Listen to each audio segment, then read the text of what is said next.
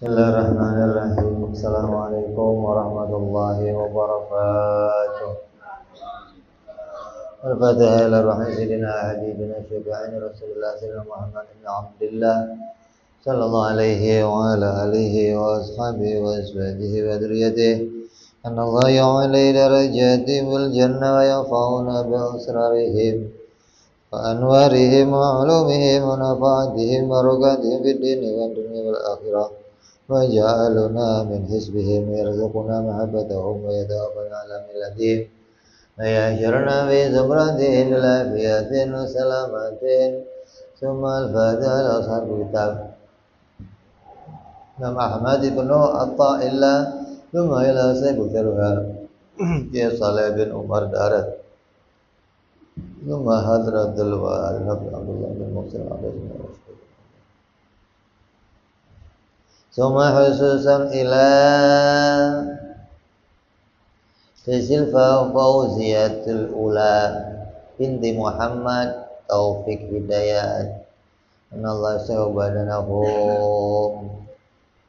bil afiyah wa salamah lahumul fatihah. A'udzu billahi minasy syaithanir rajim. Bismillahirrahmanirrahim. Alhamdulillahi rabbil alamin arrahmanir rahim maliki yaumiddin. Iyyaka na'budu wa iyyaka nasta'in ihdinas siratal mustaqim. Siratal ladzina an'amta 'alaihim ghairil maghdubi 'alaihim waladdallin. Amin.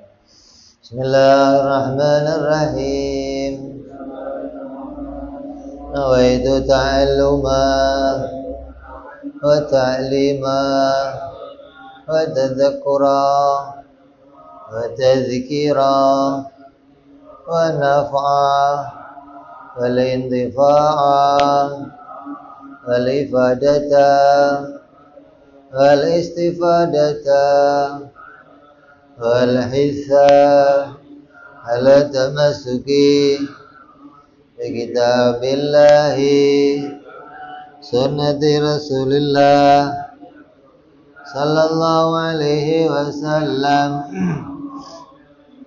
wa du'a ilal huda wa dilalata alal khairi ibtigha'a marbatihi wa qurbihi wa thawabihi wa husnil khatimah ma'aludfi wal'afiyah wa salahil akibah.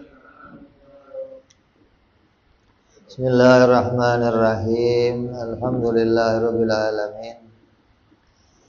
Wassalatu wassalamu ala asyrafil anbiya'i wal mursalin Sayyidina wa habibina wa syafi'ina wa maulana Muhammadin wa ala alihi wa sahbihi ajma'in, amma ba'du. Qala musanniful kitab rahimahullah wa nafa'ana bihi wa bi'ulumihi fid dharain. Allahumma aftah qulubana futuhal arifin wa bi'idmatika wa nusur alaina birahmatika ya arhamar rahimin. Ila an qal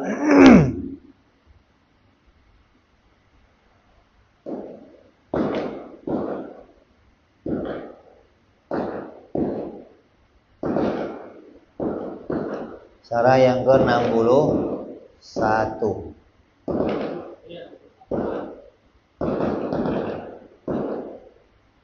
Jam 12 dah.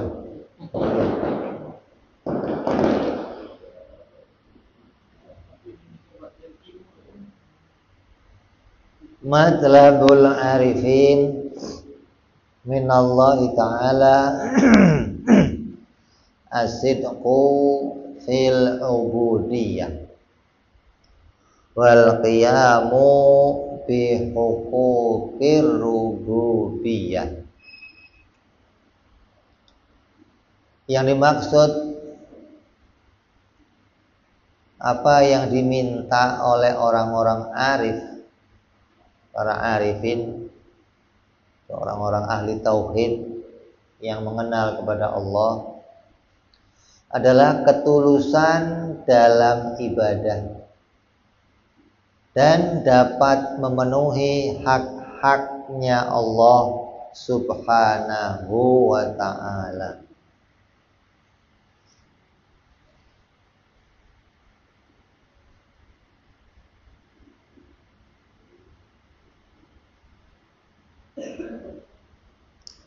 Ini makna terjemahnya.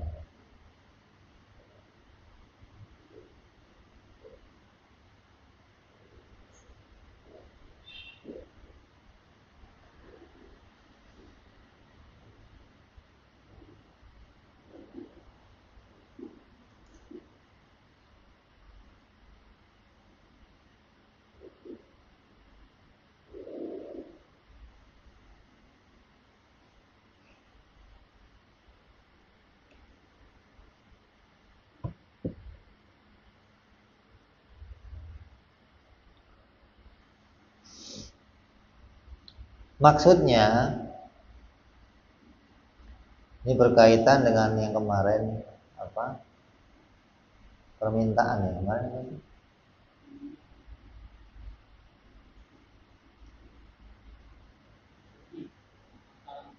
Oh, kesedihan ya. Kesedihan yang dibarengi dengan melaksanakan hak-haknya. Maksud dari hikmah kali ini Imam Ahmad Ibnu Athaillah mau menyampaikan bahwa permintaan yang utama bagi para arifin, orang-orang yang arif billah. Kalau wali-wali itu yang kamu ziarah di kuburan-kuburan mesti al-arif billah, al-arif billah. Karena nggak ada wali nggak arif billah, nggak ada. Wali mesti al-arif billah. Syaratnya jadi wali itu.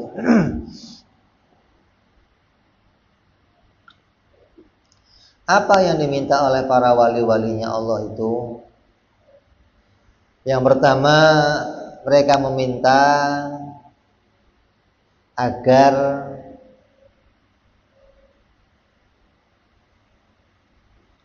mereka bisa beribadah, agar mereka bisa secara sebenarnya menghambakan diri kepada Allah. Setelah mereka itu tahu dirinya hamba, menyadari hak-haknya Allah, mengenali Allah, yang dia minta, karena dia tahu Allah itu maha kuasa, bukan minta apa BBA, bukan. Tahu nggak BBA ini? BBA itu BMW, Mercedes-Benz, kalau nggak Audi. Itu bukan minta itu permintaannya orang Menteng sono. Mintaannya orang. Yang diminta para arif apa? Bagaimana mereka bisa jadi hamba yang sebenarnya ketika ibadah. Artinya menjadi seorang hamba yang punya integritas. Kalau kata orang DPR begitu ya. Punya integritas. Apa sih integritas itu? Maknanya as-siddiqoh, orang yang benar. Maknanya apa? Apa yang mereka ucapkan, mereka lakukan gitu loh. Itu namanya integritas. As-siddiqoh. Jadi menjadi hamba yang sebenarnya.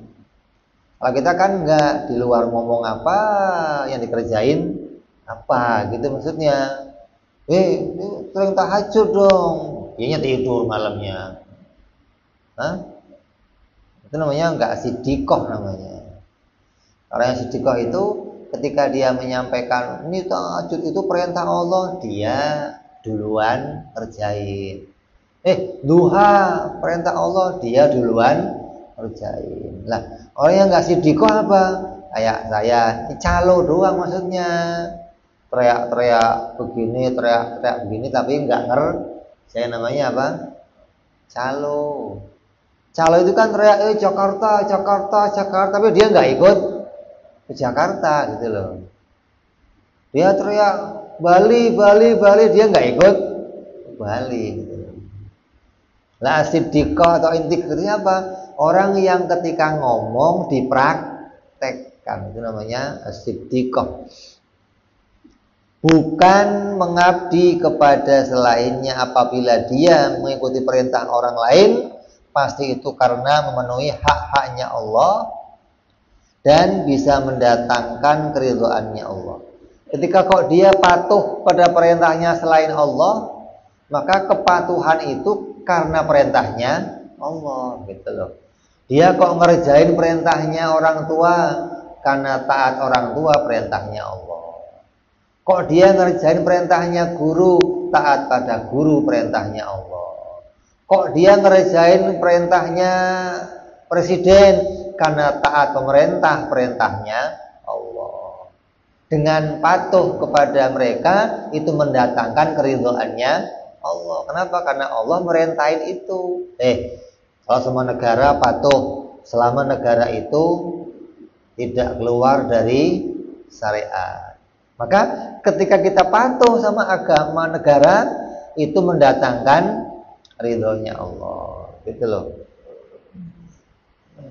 Habib kok kalau 17-an pakai ngerek bendera, hormat segala. Wahabi nggak boleh, haram kata Wahabi, hormat begitu. Kata kita apa? Emangnya ngapa? Emang agama? Justru yang pertama mengibarkan bendera merah putih para habaib, tahu nggak? Abdurrahman Kuitang itu pertama-tama mengibarin bendera, Pak Ali Kuitang. Orang-orang yang patuh kepada negara. Kenapa kok patuh sama negara? Kan Allah dipatuhin. Karena patuh negara itu perintahnya Allah. Ini namanya orang yang as-siddiqah. Itu yang diminta mereka. Ya Allah, jangan jadikan saya ini orang yang omdo. Atau omdo nggak? Omdo itu apa? Omong doang. Ngomong doang, ngerjain mah kagak. Yang kedua, mereka meminta agar diberikan kemampuan untuk bisa menjunjung tinggi hak-haknya Allah. Menjunjung haknya Allah itu seperti apa? Seperti mencintai Allah karena tidak ada zat lain, karena tidak mungkin ada zat lain yang lebih baik dari zatnya Allah.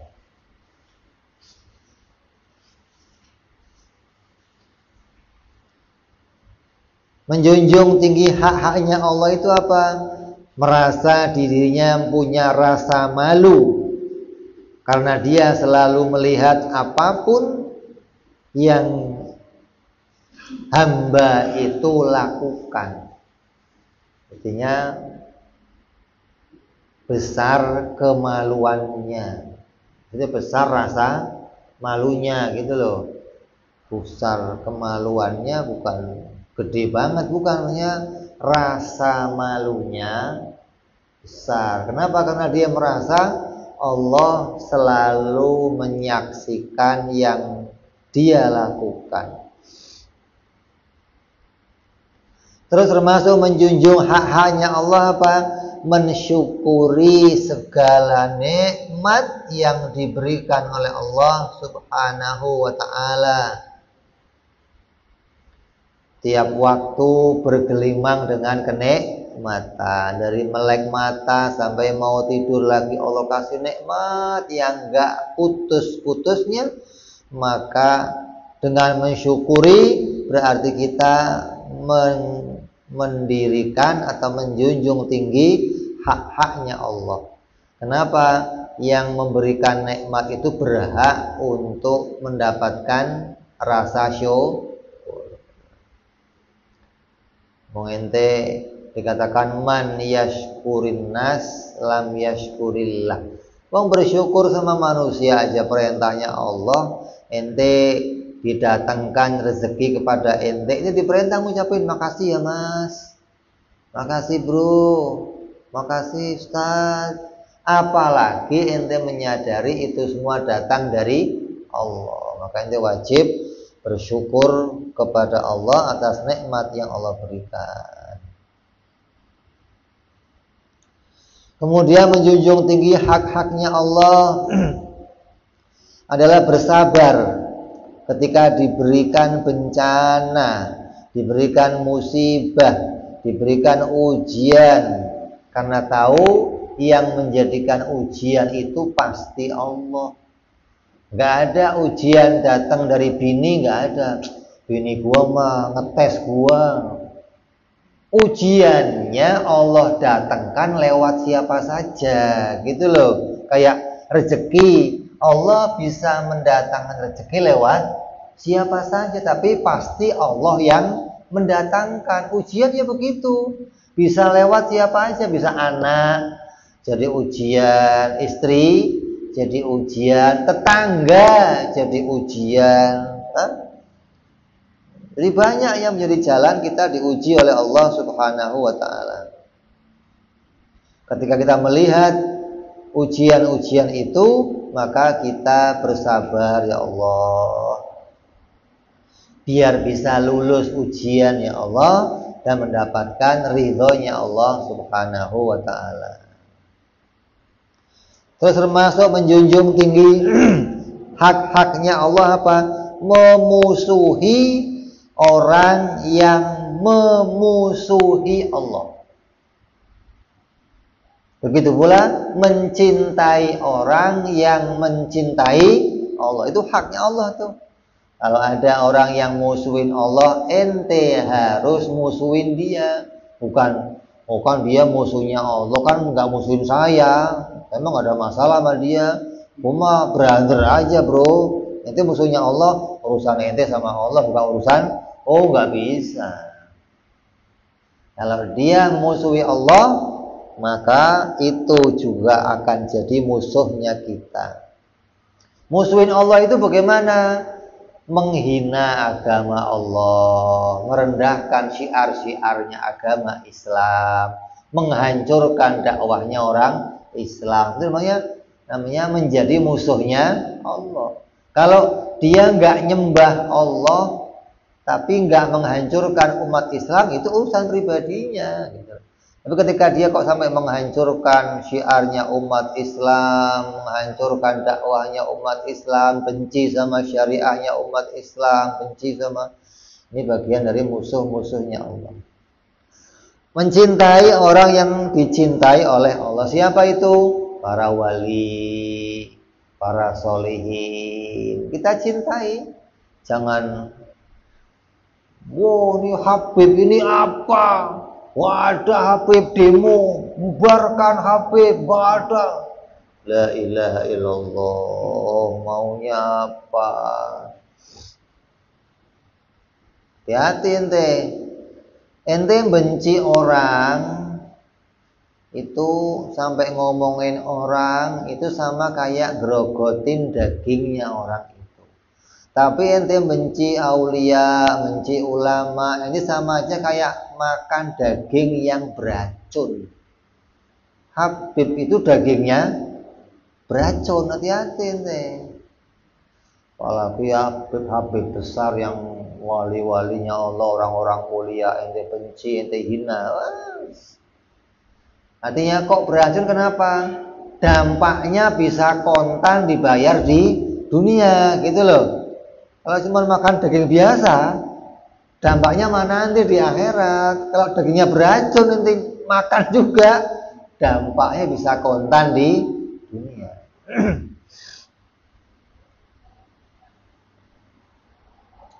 Terus termasuk meninggikan hak-haknya Allah. Termasuk memuliakan, mengagungkan hak-haknya Allah apa? Meninggalkan merasa bisa usaha dari dirinya sendiri. Bisa nggak ente?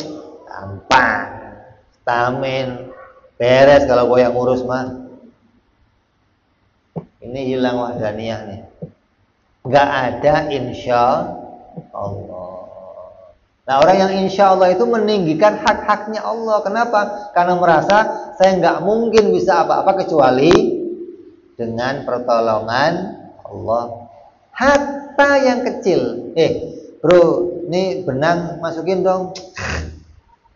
Sampai ya pikun itu nggak bisa kalau nggak pertolongannya Allah. Apalagi yang gede-gede itu yang kecil aja. Begitu bisa masuk, gampang ini mah. Merasa dirinya sendiri. Hati itu namanya kamu nggak menjunjung haknya Allah sebagai penolong atas segala sesuatu. Terus termasuk meninggikan hak-haknya Allah, menjunjung sifat ketuhanannya Allah apa? Meninggalkan berangan-angan, andai. Kita paling seneng andai. Andai itu anak kandungnya setan kali. Kalau ada anak angkatnya setan. Andai. Dulu ada lagunya andai aku andai itu lagunya setan juga itu. Andai. Orang Islam nggak boleh mengandai-andai, nggak boleh. Ini pernah andai-andai. Andai-andai lumut.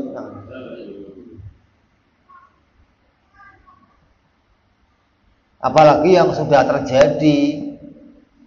Ya kemarin kita omong, andai dulu saya sekolah S3, andai dulu saya sekolah S2, andai dulu saya nggak akan kayak sekarang. Wah, rusak.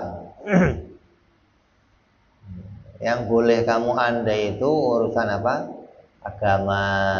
Dan bukan mengandai, tapi mencari jalan keluar. Kok saya dulu pernah ninggalin sholat gimana? Ya ganti. Bukan andai dulu saya sholat. Ngapain diandai-andai? Udah gak perlu, udah terjadi. Yang penting lu ninggalin sholat, qadha, selesai. Gak ada andai-andai lumut, gak ada gitu loh. Berangan-angan kalau gua jadi Pak RT ya, di kampung gua baru mau jadi RT aja nggak bisa tidur dia, apalagi mau jadi gubernur. Ya Allah, baru kepikiran mau jadi RT aja, ya Allah.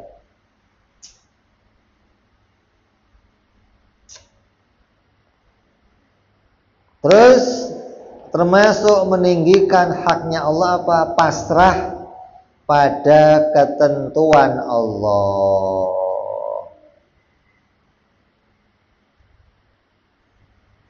Pasrah pada ketentuan Allah itu bukan meninggalkan usaha, bukan.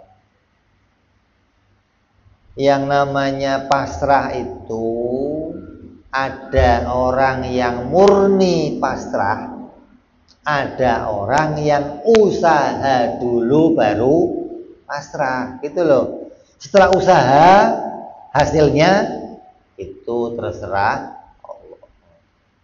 Kalau orang yang nggak berserah diri kepada Allah, setelah usaha cari harus berhasil, gagal cari yang salah siapa nih? Lu nih. Lu salah nih, ini gara-gara ente nih, ini gara-gara. Itu namanya nggak berserah diri sama nyalahin orang lain ketika sebuah kegagalan terjadi. Begitu berhasil, wah, kalau nggak gara-gara saya, nggak bakal berhasil. Tapi kalau salah, orang lain yang dipasrah kepada Allah itu maknanya setelah usaha terus menyerahkan urusannya kepada Allah. Melanggengkan perasaan hadir pada Allah. Hatinya itu selalu menghadap kepada Allah, enggak cuman waktu sholat gitu loh.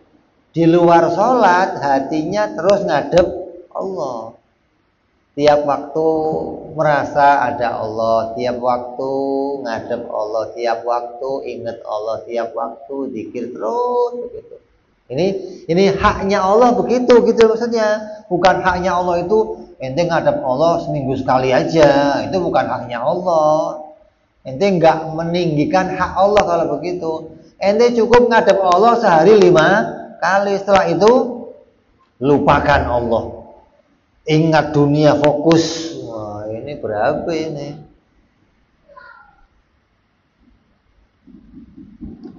Orang yang selalu menjunjung hak Allah itu akan selalu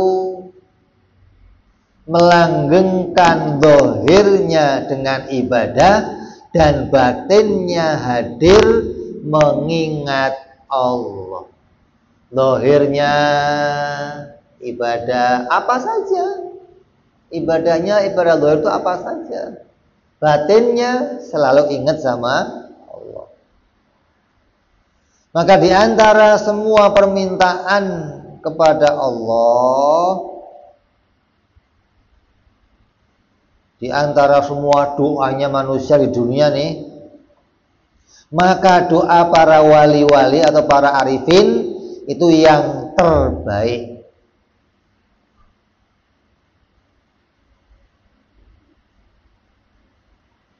Jadi doa nih, manusia doa, ente doa. Kalau doanya Nabi itu contoh namanya, yang di Quran Nabi lah. Di antara doa itu selain mereka apa? Maka ada doanya manusia, termasuk para wali, termasuk orang soleh, termasuk. Nah, doa yang terbaik doanya siapa? Ya doanya para wali pasti, doanya para orang-orang arifin. Lah, kalau disimpulkan doanya para wali, doanya para arifin itu ada 4 yang terbaik. Yang pertama,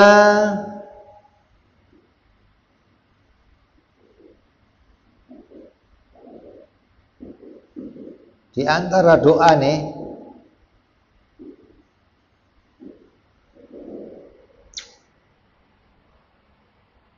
doanya para arifin itu termasuk doa yang terbaik gitu loh.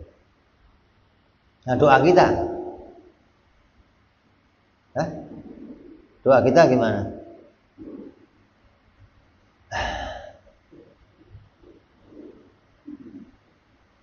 Ada 4 golongan macam doanya manusia. Doanya para arifin dari 4 ini dia termasuk golongan doa yang terbaik. Yang pertama, permintaan yang sangat jelek. Minta tapi termasuk golongan mintanya sangat, bukan jelek, bukan super jelek, coba. Apa itu? Meminta sesuatu yang dilarang oleh Allah. Ini permintaan yang sangat jelek, super jelek. Contohnya apa? Contohnya apa?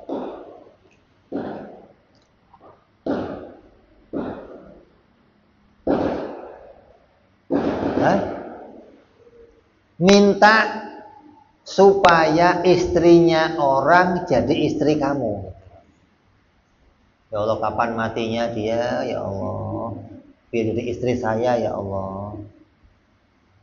Itu permintaan yang super. Minta agar orang dalam perkawinan, ya Allah, kapan ya orang cerai aja, bubar aja, ya Allah. Minta agar orang lain ditimpa apa? Musibah. Mudah-mudahan lu celaka, lu mudah-mudahan tabrakan, mudah-mudahan melarat ente, mudah-mudahan hancur kerjaan kamu, mudah-mudahan kamu ini minta super jelek. Ada begitu nggak? Nggak ada. Ada.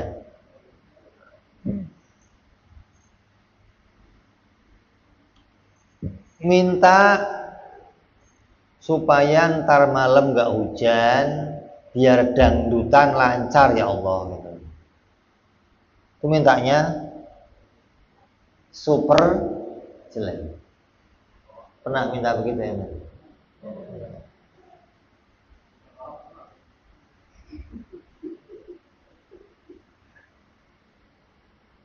Yang kedua, permintaan yang jelek. Meminta sesuatu yang tidak diperintahkan oleh Allah, tapi bukan dilarang. Tapi Allah nggak perintah gitu loh. Kalau tadi minta sesuatu yang dilarang oleh Allah. Yang jelek minta sesuatu tapi nggak diperintah oleh Allah. Makruh. Kalau tadi hukumnya apa? Haram. Kalau ini hukumnya makruh. Contohnya apa? Minta kaya. Hukumnya apa? Pernah? Hukumnya apa? Minta banyak duit. Hukumnya makruh. Biar nggak makruh gimana? Tambahin. Jangan duitnya doang. Yang penting duit ya Allah banyak. Dari mana kayak ya Allah? Parah nih. Minta panjang umur. Hukumnya apa? Minta istri yang cantik. Hukumnya apa?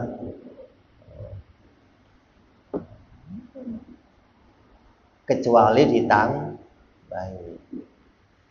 Umur yang manfaat, istri yang solehah, harta yang thayyib, halalan thayyiban gitu.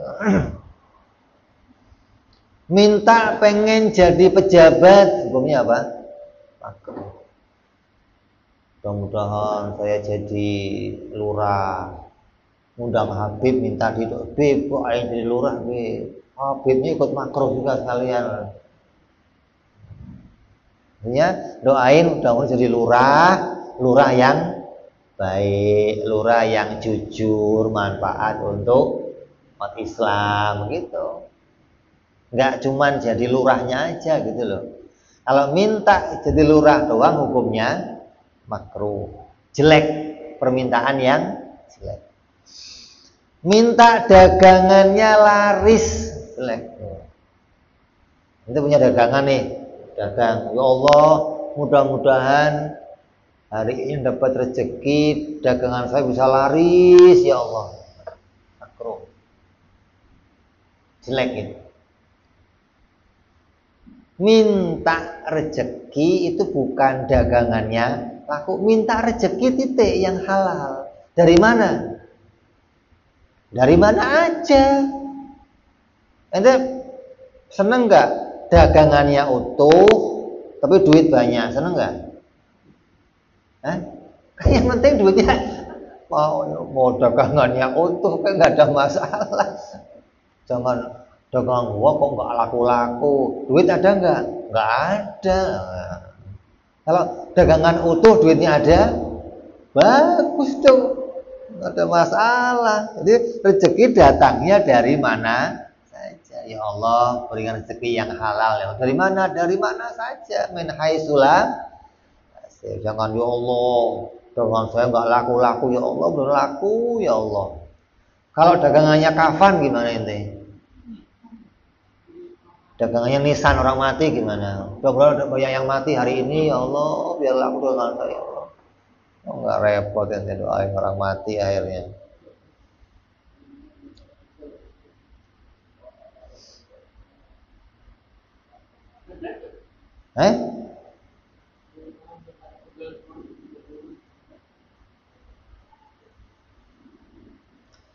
Terus yang ketiga, permintaan yang baik. Minta sesuatu yang diperintah oleh Allah. Allah merintah, ente minta, itu namanya baik. Apa diantaranya? Minta diampuni dosanya oleh Allah. Ya Allah, saya banyak dosa, ya Allah diampuni ya Allah. Minta ilmu yang manfaat ya Allah, mudah-mudahan ilmu yang saya bisa dapat ilmunya manfaat. Jangan cuma ilmu dicatat tapi nggak diamalkan, ya Allah, namanya ilmu yang nggak manfaat gitu. Biar bisa saya praktekkan untuk diri saya, anak saya, bini saya, tetangga saya gitu dong.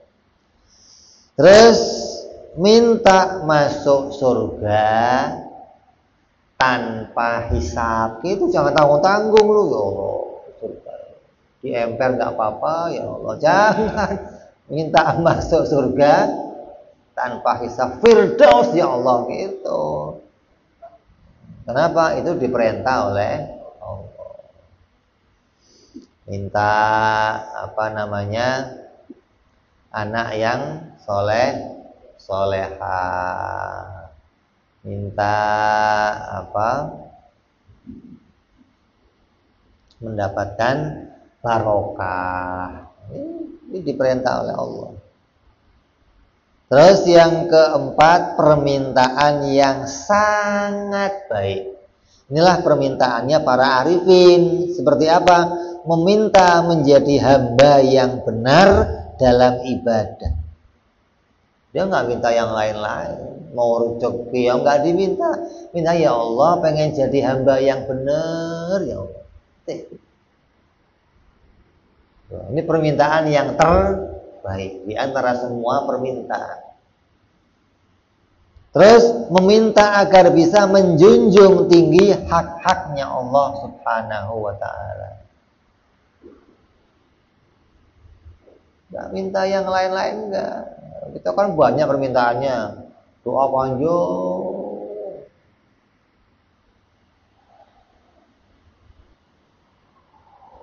Karena apabila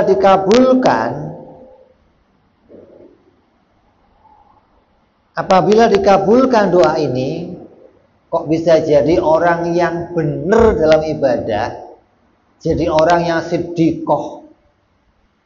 Itu nilai ibadahnya, satu malam dia ibadah sama dengan 40 tahun orang berjihad. Coba.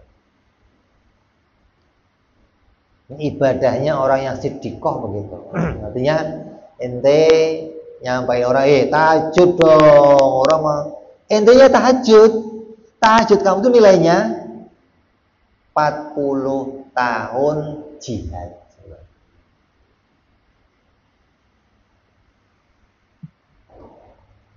Jadi orang yang siddiqoh, yang punya integritas, yang benar dalam ucapan dan perilakunya, ketika dia ibadah nilainya seperti orang yang jihad selama 40 tahun. Nanti jihad sekali aja nilainya surga. Ini jihad 40 tahun. Maka inilah diantara permintaan yang terbaik di antara semua permintaan. As-siddiqoh, benar dalam ibadah, itu lebih tinggi kedudukannya daripada ikhlas. Orang pengen jadi orang ikhlas, tingkatnya lebih tinggi siddiqoh daripada orang yang ikhlas. Kadang orang ikhlas belum tentu praktek soalnya. Komang, kamu ikhlas. Ya kasih taunya ikhlas, praktek kagak gitu loh. Kalau siddiqoh, tapi tiap orang yang siddiqoh pasti ikhlas dan tidak sebaliknya. Siddiqoh mesti ikhlas, tapi ikhlas belum tentu siddiqoh.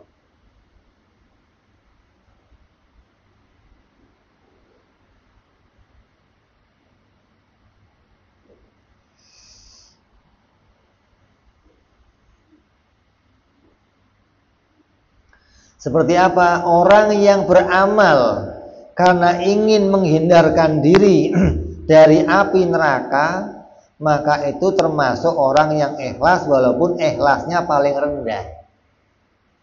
Ya Allah, mudah-mudahan saya sholat ini, zuhur ini, biar saya nggak masuk api neraka. Karena orang yang nggak sholat zuhur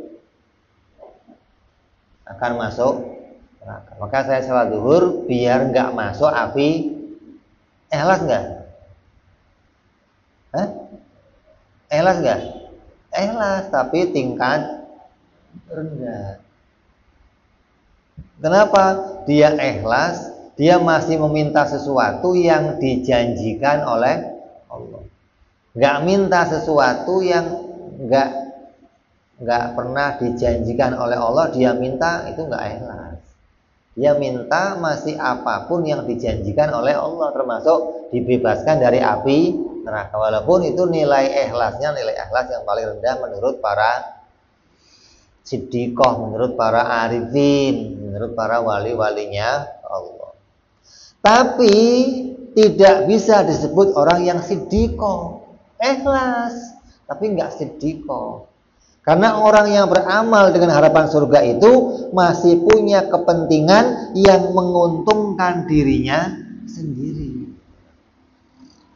Itu nggak siddiqohnya di situ.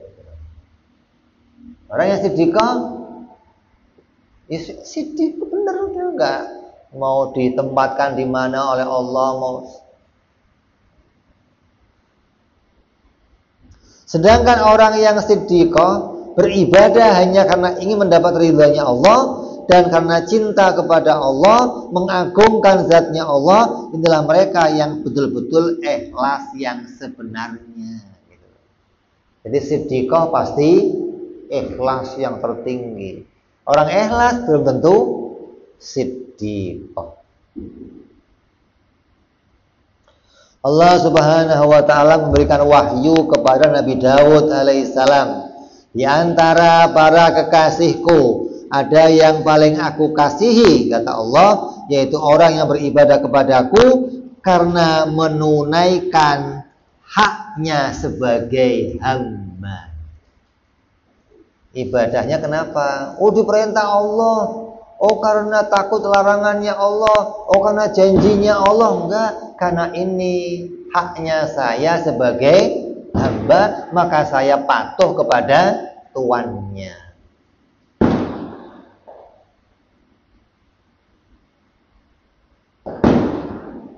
Apa itu? Dalam kitab Zabur disebutkan tidak ada orang yang lebih zalim di antara hambaku kecuali orang yang meminta surga dan ingin terhindar dari neraka. Termasuk orang yang zalim yang ibadahnya minta surga dan ingin jauh dari neraka. Apakah aku tidak pantas untuk disembah bila aku tidak menciptakan surga, kata Allah. Andai surga nggak ada, apa ente mau ibadah gitu loh? Hah? Nggak mau? Ngapain? Nggak ada untungnya. Gitu loh. Kata Allah, apa aku ini nggak punya hak untuk dipatuhi? Aku ini Tuhan, pencipta kamu. Kok ente ibadah cuma gara-gara iming-imingku gitu loh? Surga. Padahal aku lebih berhak untuk menjadi tujuan gitu loh. Bukan surga yang lebih berhak untuk jadi tujuan.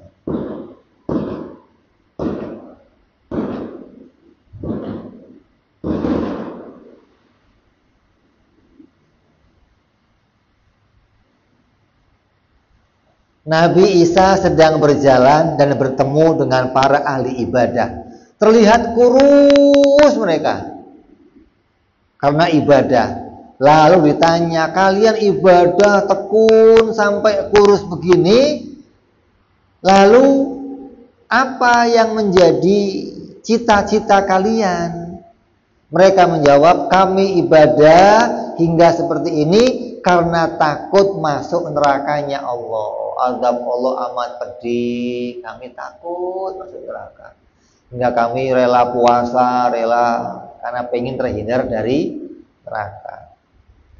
Maka Nabi Isa menjawab, yang kalian takutkan adalah makhluk. Hah? Kalian cuma takut kepada makhluk. Kemudian beliau melanjutkan perjalanan lalu bertemu dengan sekelompok orang laki yang sedang ibadah dan ditanya oleh Nabi Isa alaihissalam, untuk apa kalian semua ibadah hingga seperti ini? Mereka menjawab, kami melakukan ini karena begitu mengharapkan pahala dan pengen masuk surganya Allah. Mereka rela bikin acara, mereka rela baca ini, Quran dihafalkan, baca. Karena pengen apa? Masuk surganya Allah. Apa kata Nabi Isa?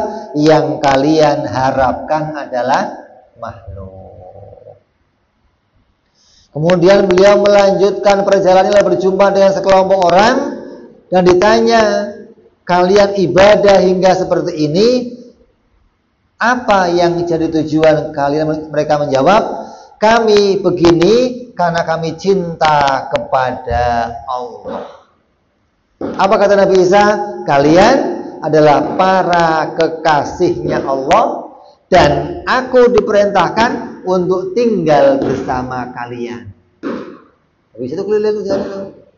Kalau ketemu orang begini, tinggal kumpul ibadah sama mereka. Jalan lagi, nyari lagi. Kok ketemu lagi, tinggal. Jadi Nabi Isa kumpul bersama orang-orang para ahlillah namanya.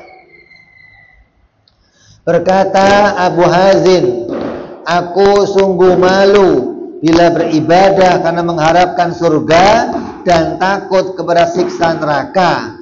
Maka jadilah aku seperti budak yang jahat, yang jika tidak diancam maka dia tidak mau beramal, dan jika tidak diberi upah juga dia tidak mau beramal. Maka itu namanya budak yang jahat. Aku malu menjadi hamba Allah hanya mendapat nilai sebagai budak yang jahat. Ini loh kriteria-kriterianya para wali-walinya Allah Subhanahu wa ta'ala. Mudah-mudahan kita menjadi orang-orang yang bisa berjalan sebagaimana perjalanan para siddiqah, para wali-walinya Allah, para arifin, hingga kita terhitung orang-orang yang menjadi hamba Allah yang sebenar-benarnya. Amin ya rabbal alamin. Kita berharap mudah-mudahan Allahumma barik lana fi Rajab wa barik lana fi Sya'ban wa balighna Ramadan ala hadhihi niyyah wa ala niyatin shalih ila hadratin Nabi al-Fatihah. A'udzu billahi minasyaitonir rajim. Bismillahirrahmanirrahim. Alhamdulillahi rabbil alamin arrahmanir rahim maliki yaumiddin iyyaka na'budu wa iyyaka nasta'in ihdinas siratal mustaqim siratal ladzina an'amta 'alaihim ghairil maghdubi 'alaihim waladdallin amin.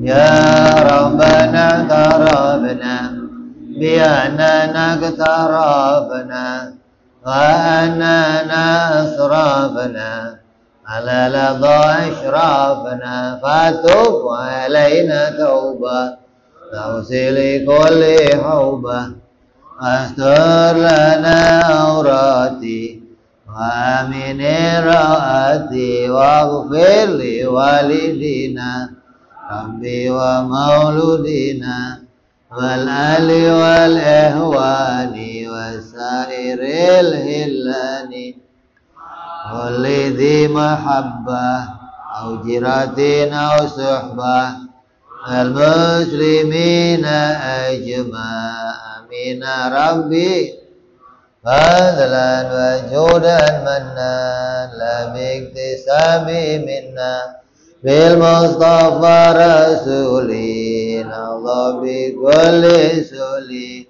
salam wa salam rabbi alaihi andal habbi wa alihi wa sahbihi dada ta'zi suhbi Alhamdulillahi fil badi wa tanahi. Ana rabbika rabbil izzati amma yasifun. Salamun alal mursalin. Alhamdulillahi rabbil alamin. Assalamualaikum warahmatullahi wabarakatuh.